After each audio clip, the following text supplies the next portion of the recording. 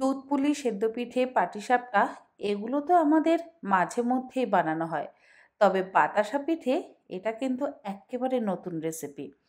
আর যেকোনো পিঠে বানাতে গেলেই আমাদের সবার প্রথমেই লাগবে আতপ চালের গুঁড়ো বা সেদ্ধ চালের গুঁড়ো, আর তার সাথে ফুটন্ত জল। অবশ্যই একটু লবণও ব্যবহার করতে হবে। আমি এখানে ১ কাপ পরিমাণে আতপ চাল ব্যবহার করলাম। আপনারা চাইলে সেদ্ধ চাল দিয়েও এই পিঠেটা বানাতে পারেন। আর এই চালের গুঁড়োর মধ্যে 1/4 চা চামচ পরিমাণে লবণ আর ১.৫ কাপ পরিমাণে ফুটন্ত জল দিয়ে খুব ভালো করে ফেটিয়ে একটা পাতলা ব্যাটার তৈরি করে নিলাম। তারপরে ফ্রাই প্যানে ঘি ব্রাশ করে নিয়ে ছোট ছোট করে বাতাসার মতন শেপ দিয়ে পিঠেগুলোকে গড়ে নিচ্ছি। অবশ্যই গ্যাসের ফ্লেমটাকে লো টু মিডিয়ামে রাখতে হবে আর ঢাকা দিয়ে ২ থেকে ৩ মিনিট ধরে আমি পিঠেগুলোকে গড়ে নিলাম।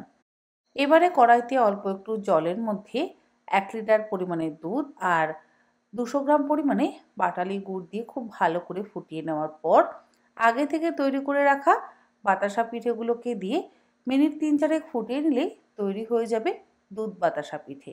আশা করি রেসিপিটা আপনাদের ভালো লাগলো। এবার পৌষ সংক্রান্তিতে যদি চটজলদি কোনো ঝামেলা ছাড়া পিঠে বানাতে হয়, অবশ্যই এই বাতাসা পিঠের রেসিপিটা ট্রাই করতে পারেন। সকলের ভালো লাগবে।